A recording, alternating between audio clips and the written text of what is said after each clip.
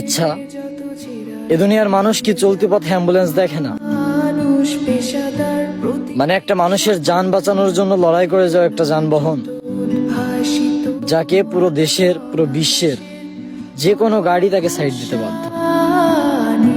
স্বয়ং যদি প্রেসিডেন্টের গাড়িও হয় তাও অ্যাম্বুলেন্সকে সাইড দিতে বাধ্য।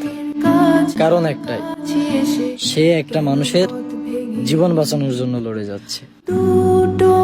অথচ আমরা আপনারা কত তুচ্ছ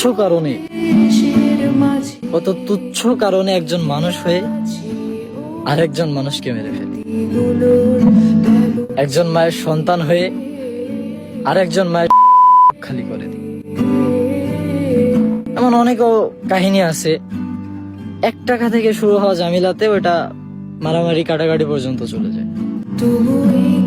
তারপরে এই যে এই যুগের প্রেমিক প্রেমিকা, তাদের প্রেমের বিনিময়ে আর কি 18 বছরে কত মানুষ মরি সাদা হয়ে গেছে, যাদের কোনো অস্তিত্ব নেই। তারা বেঁচে আছে ঠিকই, বাট তাদের কোনো অস্তিত্ব নেই। হয় নেশা করি হারিয়ে গেছে, আর যদিও থাকে অন্ধকার কোনো ঘরে পড়ে আছে, মানে তাদের কোনো অস্তিত্বই পাওয়া যাবে না। আবার কত রাজনৈতিক পল্টনে ক্ষমতা ভোগ করার লোভে কত মানুষকে ব্যবহার করি, কত মানুষকে মেরে ফেলছে। আমি জাস্ট এইটুকু চিন্তা করি যে